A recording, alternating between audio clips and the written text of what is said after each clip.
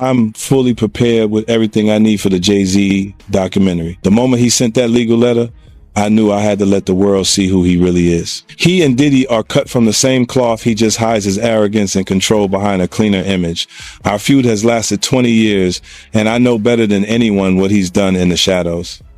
I even suspect that so-called funeral bouquet wasn't Diddy's idea at all, but Jay-Z acting on his behalf.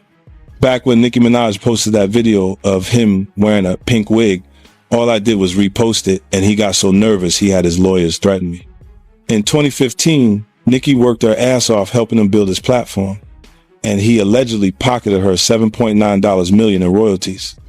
And then there's his fingerprints all over key incidents through the years, whether it's the elevator footage or the guest list at Diddy's parties. He was involved, clearly, but somehow he always walks away untouched. That's what he's best at, pulling strings behind the scenes while pretending to be spotless in public. And now that a corner of the darkness has been ripped open, I'm not stopping. Everything my team and I are doing isn't about attacking anyone. It's about making sure the truth can't be buried by him ever again. He ain't answering the phone? He ain't answering the motherfucking phone. Yeah, it's like this, like we had a black billionaire's lunch. Black excellence. They're sitting there like, yeah. It's a billionaire brunch. Like, I hate you, man. And we here together, and we gonna keep staying together. We getting tighter. Unaware of anything going on here. This is the one time I'm gonna be with you this year. Yo, I feel like I'm normal again. Jay-Z is facing growing scrutiny after reports emerged that alleged private messages between him and Diddy have surfaced online, sparking widespread reaction across social media. The developments have placed Jay-Z in an uncomfortable position, reigniting long-held speculation about his ties to Diddy and potential involvement in controversial matters. As these alleged exchanges draw public attention, old accusations are resurfacing, past narratives are being re-examined, and the controversy is quickly escalating, posing a significant threat to Jay-Z's carefully maintained public image and legacy. Sean Carter aided and abetted or was directly involved. It's about to get real tense, and there's a lot of girls and boys who are still trapped inside the machine. In previous interviews, 50 Cent has made it clear that he never associated himself with Diddy's inner circle, stating that certain invitations and environments immediately raised red flags, leading him to keep his distance. According to 50, that intentional separation is precisely why he feels comfortable speaking out today. When the allegations eventually came to light, he noted that he found out the same way the general public did, through news coverage. And while the accusations were serious, he maintained that none of the revelations came as a surprise to him. Explained that Jay-Z is worse than Diddy. She explained how Jay-Z has done worse things than what Diddy did to Cassie to other females. And she said that she has the scars to prove it. She alleged that at one time Jay-Z attacked her and got it on film like Diddy did.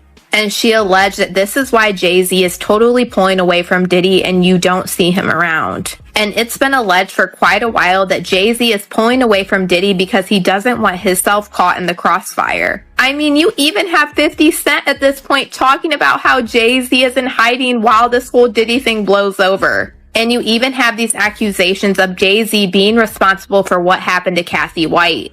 So I'm going to go ahead and roll you guys this clip of everything that Jag had to say about Jay-Z being worse than Diddy. And you guys let me know what you guys think about all this in the comments.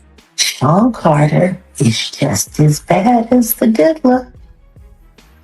And I know that for a fact. I got the scars to prove it. You want to know what a box cutter feels like going into your skin and ripping you? I can tell you how it feels.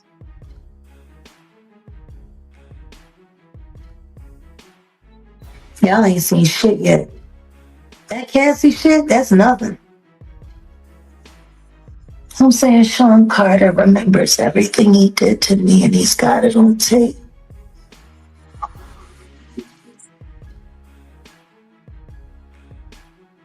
Just like Diddy.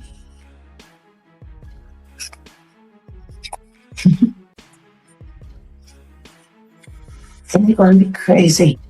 It's going to... As the investigation expanded, focus gradually turned toward Jay-Z, with many questioning his continued silence as the situation surrounding Diddy began to unravel. That low-key approach only fueled speculation further, leading some to believe his team may have been aware of his name appearing in civil proceedings and was attempting to manage the narrative before it got out of hand. Others feared that even without formal charges, the damage to his reputation was already taking hold.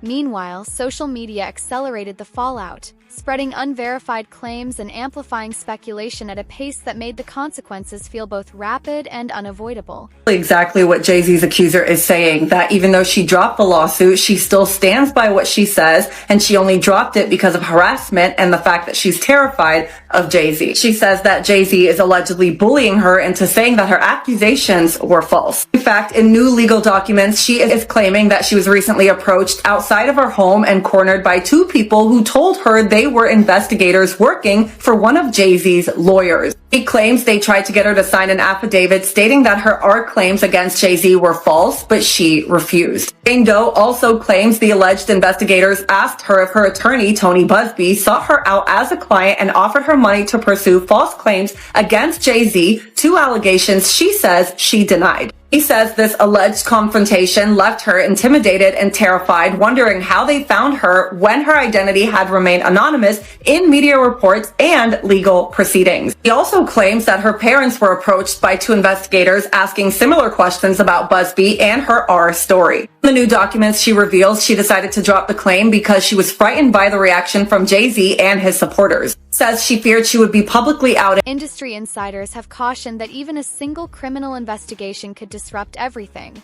not just for Diddy, but for anyone seen as closely connected to him. That is why many believe 50 Cent's documentary carries significant weight. Rather than focusing on one person, it is framed as a broader look at how power and influence function behind closed doors, who may have known what, and how accountability can quickly extend once scrutiny takes hold. Commentators have also raised questions about how Diddy managed to remain shielded for so long, with some suggesting his protection came from surrounding himself with powerful allies and carefully controlling narratives as rumors spread. Amid that speculation, reports emerged claiming Diddy may be cooperating with authorities to strengthen his legal standing, a move that, according to unverified sources, could involve sharing information about others in his circle, further heightening unease across the industry. He better. But the only thing I'm interested in him talking about is everything he knows about Kathy Coriana White. See, I know you know what happened to Corey. Diddy, I know that. You and Jay-Z. Down in Vegas in Tao with Claudia. Why don't you just talk about Kathy? That might help. That might help a lot. Kathy Coriana White, Jay-Z's pregnant mistress, who died 24 hours after she announced that she was going public with their relationship and the baby. While he was married to Beyonce.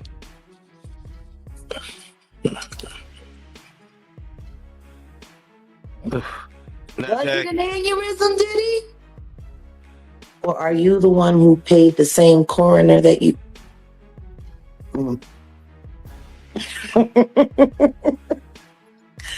Oh. Now that the documentary has officially dropped, one thing is evident: this story is not limited to the past. It is actively shaping what comes next. With every new detail, scrutiny tightens around those who chose to remain silent, and Jay-Z finds himself increasingly at the center of that focus. The renewed attention carries real weight because his history with Diddy spans decades, making claims of distance harder for critics to accept. That tension escalated when Gene Deal publicly challenged statements from Jay-Z's legal team, asserting the two were never truly close, and arguing that such claims conflicted with what many insiders had long observed. As more voices come forward and timelines are re-examined, the pressure continues to build, turning once quiet associations into questions that refuse to go away. How close was Diddy and Jay-Z? They was close enough that they wasn't playing basketball, they wasn't playing baseball, they wasn't playing football, and they wasn't playing hockey or soccer for Diddy to come on stage, pat him on his ass, and then make the statement to people in the world that can't nobody call me Sean but Jay-Z. Now, I don't know what kind of statement, and I can't say, I wish I could say half a homo, but I know I can't say it, but I don't know what kind of half a homo that is. And you trying to say that you're not close to somebody. You coming on stage, patting them on their ass, and then you making a broad statement to the public, can't nobody call me Sean but Sean Carter. And I heard Jay-Z said the same thing about them. But they were so close that they had matching white girls together. Because when they used to see each other, they used to say, yo, how your skinny white girl doing? He'd be like, yo, how your skinny white girl doing? So I guess that's a certain type of closeness. I ain't know anything about that, man. I ain't know about, Jay touching his, so I got to go see the video. I ain't hear about that. Come on, man. Everybody's seen that. 50 even pointed it out. Excuse me. When they was in ATL on stage. Remember when 50 bum rushed the stage with them? Yeah, I think I recall that. When Puff came on stage, first thing he did was pat Jay-Z on that. But I forgot. That's your favorite rapper. Hey, him and Pockets 1A, 1B. But what's your issue with Jay, man? I ain't know you had an issue with him. I'm never a fan of some. Gene, the ease and familiarity between Jay-Z and Diddy said a great deal about the depth of their bond. One moment he frequently referenced took place during a show in Atlanta when Diddy brought Jay-Z on stage, an interaction where fans immediately picked up on the natural, effortless chemistry between them. Clip later resurfaced after 50 Cent brought attention to it, keeping it in circulation and widely shared online. When asked whether his remarks came from a personal grudge against Jay-Z, Gene dismissed the idea, clarifying it was not about fandom or bias. He referenced a past incident where tensions had briefly flared, only for Jay-Z to later act as though nothing had ever happened, a pattern Gene described as common among those at the top, who move through high-pressure environments, generate conflict, and carry on unbothered, operating far removed from ordinary realities. That's how these guys are, man. They'll cause situations and cause problems, and then they'll forget what they done because they on a whole nother atmosphere. You know what I'm saying? A lot of shit that he did, you got to understand, like now he'll say that they're kids because he's raising kids of his own. You understand? But how would you like it that if Blue Ivory, 15, 16 years old, 17, 18 years old, dating in his early 30s? You're not going to go for that. No matter what she came through in Hollywood. But you got to understand, guys who was around there, we didn't know Jay-Z them ages. We didn't know these cats' age. You know what I'm saying? They wasn't having no beards and nothing like that. They was wearing low cuts. You understand? Clean face. I would have never believed when Jay was coming around the block, scooping up the young girls and stuff like that he was 30 years old. You know, if they 17, 18, 16 years old and they 22, you thinking they 22, 23, something like that, 24 years old? They mom and them need to check them. They daddy and them need to check them. But that's not that far off. But for somebody to be 30 years old in their 30s and they dealing with kids 16 years old, 17, 18 years, now that's a problem. That's an issue. And now he see that because he's raising kids. And he got a young daughter. I think he got another daughter that he didn't claim and now he claiming her. These cats was doing a whole lot of stuff that people in the industry won't speak on. And then now that you're speaking on it and it's becoming Whereas that you can get on YouTube and you could talk about this and say what you seen or say what you heard, you understand, or what you know. Some people look at it being a problem. But these cats ain't street cats. Dame Dash, once Jay-Z's closest ally, recently commented on the serious allegations circulating around him, noting that what stood out most was not just the claims themselves, but the sheer intensity of the public reaction.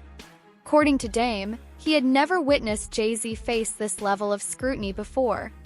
Decades of influence had long made him appear untouchable, particularly within mainstream media. Now that protective barrier seemed to be crumbling, exposing Jay-Z to a degree of public examination rarely seen before and signaling a broader shift in how even the most powerful figures can be held accountable under sustained pressure. It's just odd to see him in that, getting looked at in that way by white people, like Jay does, yeah, like I hope that shit didn't happen, but I'm like, damn, they turned the world real, like people on a certain level have been fucking with him a certain way where he couldn't do no wrong for like 25 years straight. This is the first time he's not getting a pass with white media, like he can control black media because a lot of them either work or do business with him, but like, Drink Champs can't get him out of this one, and neither can Charlemagne, because those are the guys that hold him down no matter what he does anyway. So he got to get to People Magazine and Entertainment Tonight right now because they on his head. But the question is why? Like, why now? Because for me, I'd be like, yo, that's so ridiculous. Yo, take that to trial. She's not going to win. Let's get a deposition or something. So I don't know why they on his head so much, pause. But I never seen him, under this, I've never seen him in this position.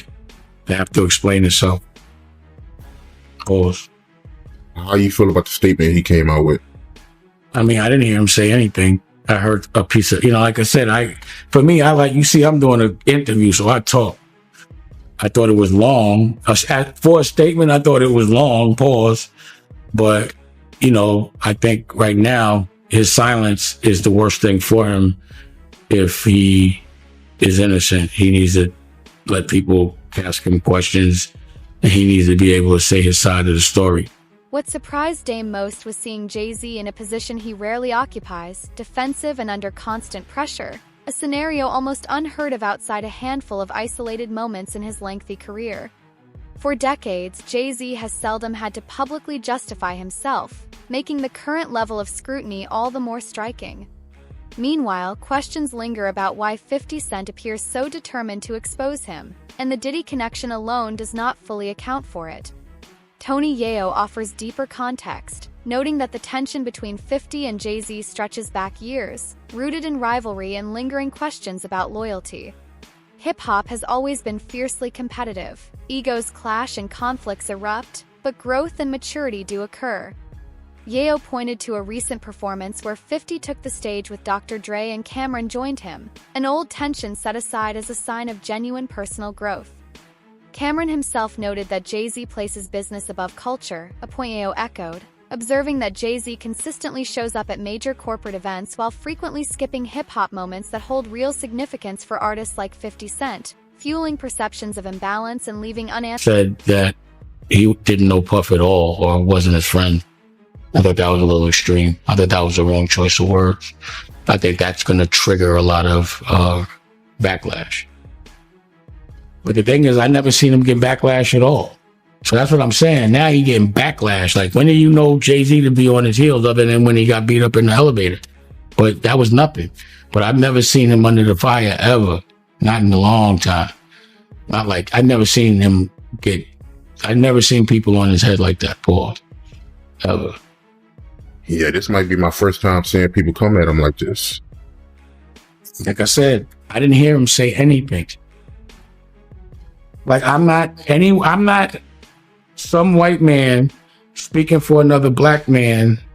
Doesn't add up. It just doesn't work like that. Like, he doesn't know what to say on Jay's behalf. Jay would have to say that. So if he instructed him to say that, like, you don't even know if Jay told him to say that. He could have got off the stage and they was like, why'd you say that?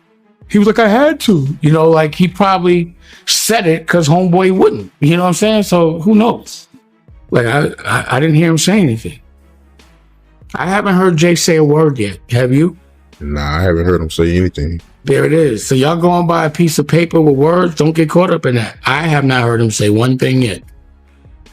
You know, until I see him speak, he hasn't spoke to me. That's why I said I don't think he did not say that. His lawyer said it. So that what else is the lawyer gonna say? Yayo was locked up. Every G Unit show, we actually put aside the money, bro. I told for him, and he had like a. He's like, Yayo had like $1 million. Right. I just told you when I came out of my building, I see the Statue of Liberty. Yeah, there was no way I was getting shot there. And this is what I kind of tell you is like, we was talking about stacks with the Porsche. 50's not gonna let you say get the Porsche.